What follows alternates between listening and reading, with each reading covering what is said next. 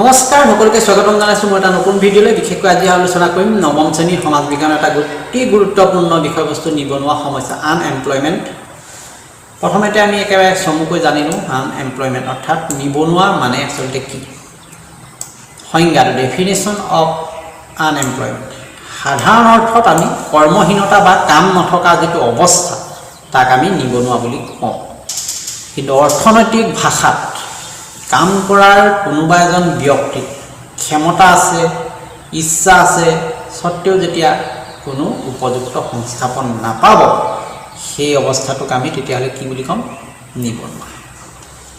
সাধাৰণতে নিবনুৱাক আমি দুটা প্ৰকাৰ হিচাপে ভাগ কৰিব লাগিব যে গ্ৰাম্য নিবনুৱা চহৰীয়া নিবনুৱা। গ্ৰাম্য নিবনুৱা গাঁও অঞ্চলত দেখা পোৱা যায় বিশেষকৈ ছদ্মবেশী নিবনুৱা। চহৰীয়া নিবনুৱা চহৰত দেখা পোৱা যায় যেনে শিক্ষিত নিবনুৱা আৰু বহুতো নিবনুৱা প্ৰকাৰ আছে সেইখিনি আমি পৃথকে পিছত আলোচনা কৰিম। এতিয়া জাষ্ট আমি জানিব লাগিব নিবনুৱা কাক বোলে নিবনুৱাৰ সমস্যাৰ কাৰণবিলাক কি কি। Main causes of unemployment in Indian context.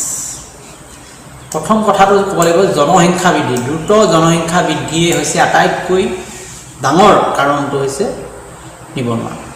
জনসংখ্যা যি হাৰত বাঢ়িছে সেই অনুপাতে চাকৰি বা কামৰ সুবিধা বঢ়া নাই, গতিকে সমস্যাটো কি হৈছে ভয়াৱহ হৈ উঠিছে। দ্বিতীয় কথাটো হ'ল নিয়োগবিহীন উন্নয়ন জবলেছ গ্ৰথ। দেশৰ যিটো ৰাষ্ট্ৰীয় আয়টো বাঢ়িছে যদিও নিয়োগৰ সুবিধা কিন্তু বঢ়া নাই। অৰ্থনৈতিক বিকাশ হৈছে কিন্তু মানুহে কাম পোৱা নাই। এইটো এটা ডাঙৰ লজিক আছে। সেইকাৰণে সমস্যাৰ সমাধান হোৱা নাই, নিবনুৱা লাহে লাহে বৃদ্ধি পাইছে। আন এটা কাৰণ হৈছে স্থবিৰ কৃষি উন্নয়ন। ভাৰত এখন কৃষি প্ৰধান দেশ, কিন্তু কৃষিৰ আধুনিকীকৰণ নোহোৱাৰ ফলত ইয়াত নতুন নিযুক্তিৰ সুবিধা কম হৈছে। স্থবিৰ হৈ পৰিছে কৃষি খণ্ডটো। নতুন বিজ্ঞান প্ৰযুক্তিৰ যিমান ব্যৱহাৰ হ'ব লাগিছিল সেইমতে কৰিব পৰা নাই বিভিন্ন কাৰণ।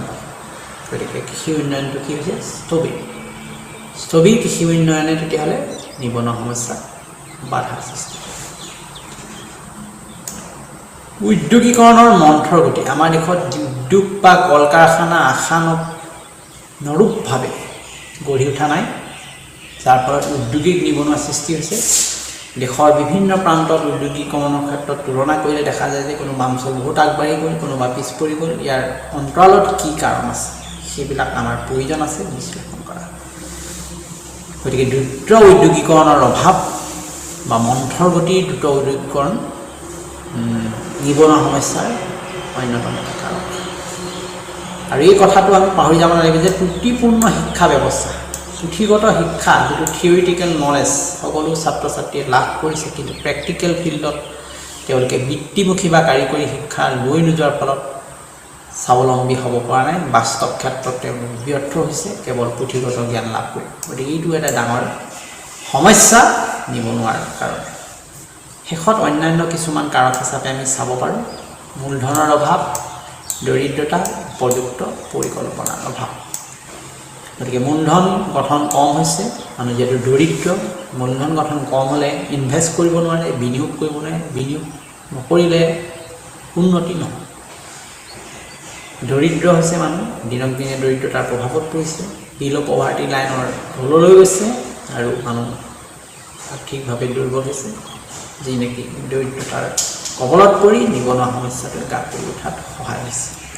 শেষত উপযুক্ত এটা পৰিকল্পনাৰ অবিহনে এই নিবনুৱা সমস্যাটো যে সমাধান নহয় সেইটো আৰু কোৱাৰ যুক্তি নাই।